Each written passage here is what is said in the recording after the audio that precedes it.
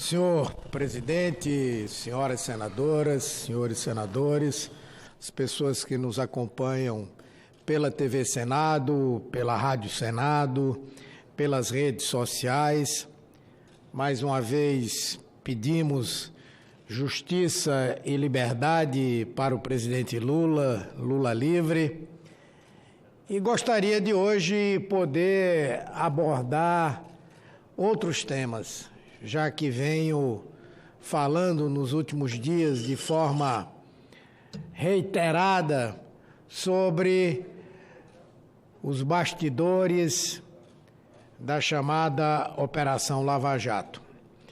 No entanto, os acontecimentos, o surgimento a cada dia de novas e graves denúncias das práticas realizadas pelo ex-juiz da operação, o senhor Sérgio Moro, hoje ministro da Justiça, e de vários procuradores da Lava Jato, muito especialmente o notório Deltan Dallagnol, e por isso eu sou, mais uma vez, obrigado a ser repetitivo. Até porque a última das denúncias, sem dúvida, é a mais grave de todas já publicadas pelo site The Intercept, em associação com o jornal Folha de São Paulo e o site UOL. E essa denúncia é a que comprova que Sérgio Moro, Deltan Dallagnol e outros procuradores da Lava Jato forjaram um cenário para incriminar o presidente Lula e criar as condições para que houvesse no Brasil um golpe legislativo, o chamado impeachment. Em primeiro lugar, fica claro que essas pessoas responsáveis pela operação e o juiz, que em tese deveria ser o julgador,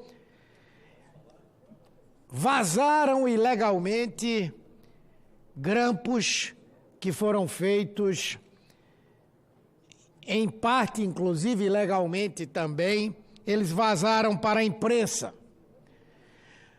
Propagaram uma tese de que o presidente Lula, o ex-presidente Lula, tinha aceitado um convite da presidenta Dilma, à época, para fugir da Lava Jato. O que é que eles forjaram?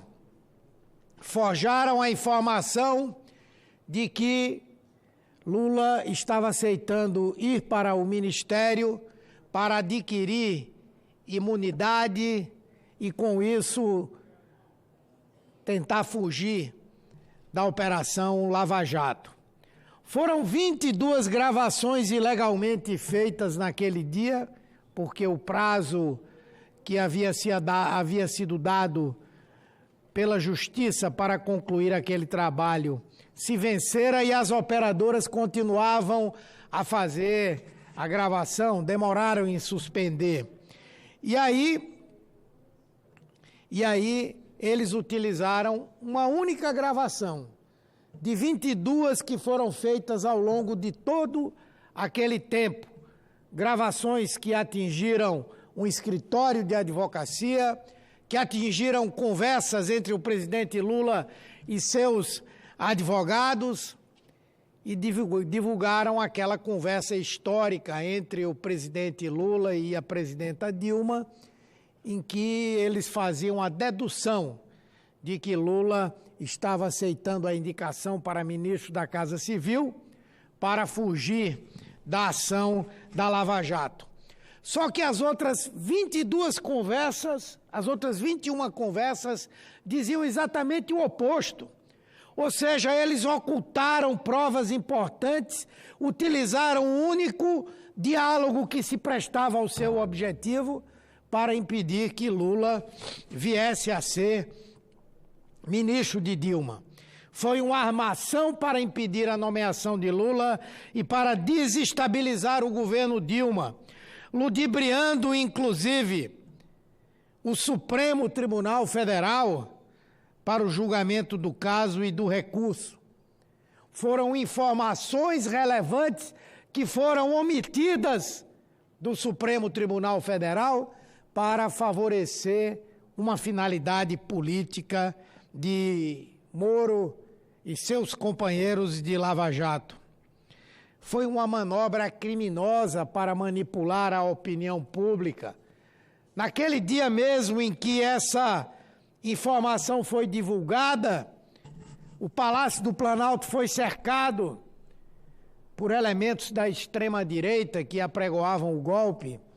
Nós tivemos a maior das manifestações no final de semana daquele período, depois da divulgação dessa informação. Essa ação impediu que Lula assumisse o governo, incendiou o país, desestabilizou o governo e levou à derrubada da presidente Dilma. Eles deixaram o aspecto jurídico de lado para agir politicamente.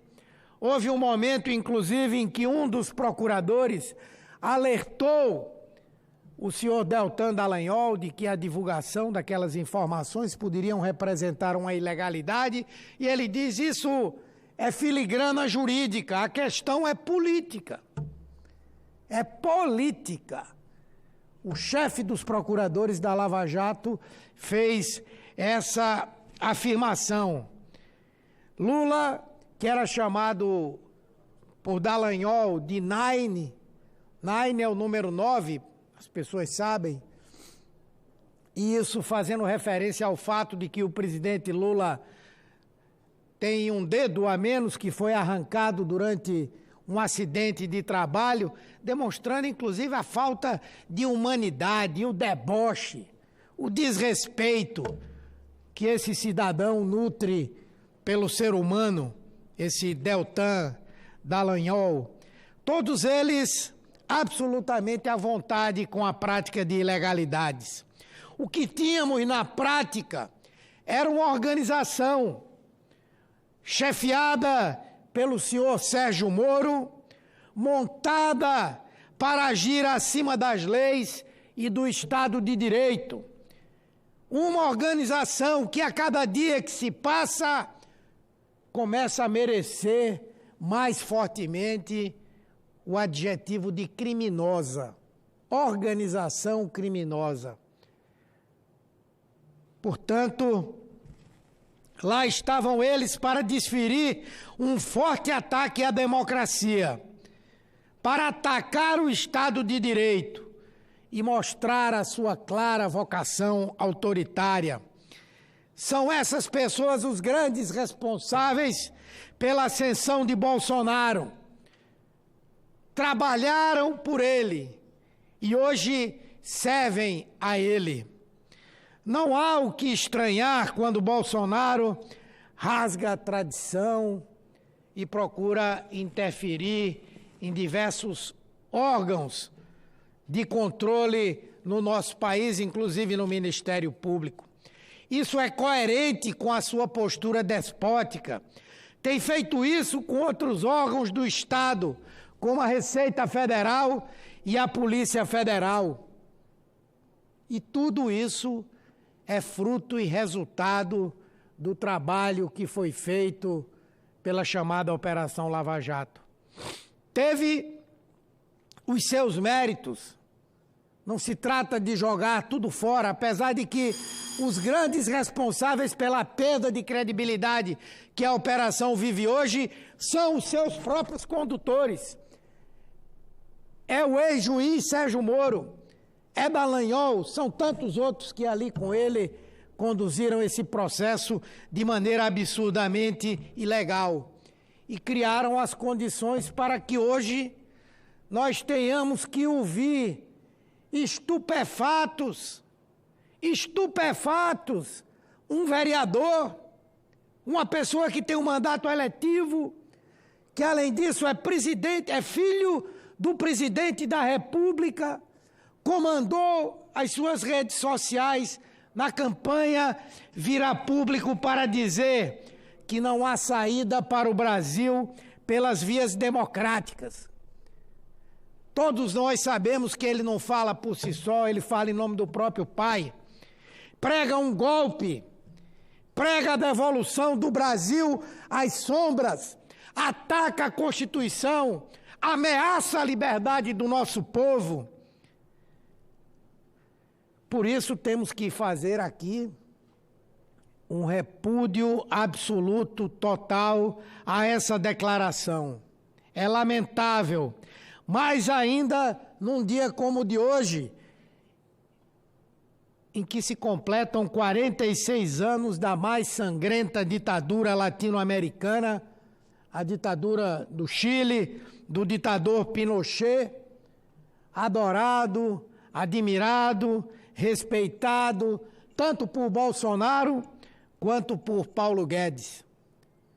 E o desrespeito desse presidente é tão grande pelo que há de humanidade que chegou a ponto de atacar a memória do pai da ex-presidente do Chile, hoje alta comissária para os direitos humanos da Organização das Nações Unidas, Michelle Bachelet, ao dizer que foi justa a prisão, foi justa a morte do almirante Bachelet, seu pai. Esse governo tem absoluta falta de apreço pela democracia. E essa operação Lava Jato também. Produziram um casamento ideal, eles com Bolsonaro, utilizando métodos semelhantes, agindo como num estado despótico, e podemos dizer com toda certeza que se merecem. É preciso que os democratas desse país, é preciso que aqueles que defendem a liberdade, que aqueles que sabem que o país só vai mudar com mais democracia, não é com menos democracia, não é com ditadura, não é com autoritarismo, não é com falta de liberdade, mas é com cada vez mais democracia, cada vez mais liberdade, cada vez mais participação da sociedade. Será assim que nós vamos mudar o nosso país, e não, como no dizer deles, por outros caminhos que não sabemos quais são. Aliás, sabemos quais são, porque vivemos no Brasil durante 25 anos uma ditadura militar. Portanto, senhor presidente, a democracia brasileira só se restaurará com novas eleições, com a correção dos graves crimes cometidos pela Lava Jato sob o manto do Estado. Esperamos que a consciência crítica e democrática do povo brasileiro se manifeste, se agregue para dizer alto e bom som, para quem quer que seja, para o presidente, para as pessoas próximas, que o sonho deles de constituírem no Brasil uma nova ditadura, um governo autocrático, autoritário, não vai se realizar, porque o povo brasileiro não aceita que aquele passado tenebroso dos anos de ditadura militar voltem a ocorrer no nosso país. Muito obrigado pela paciência, senhor presidente. Muito obrigado, senhores senadores e senhoras senadoras.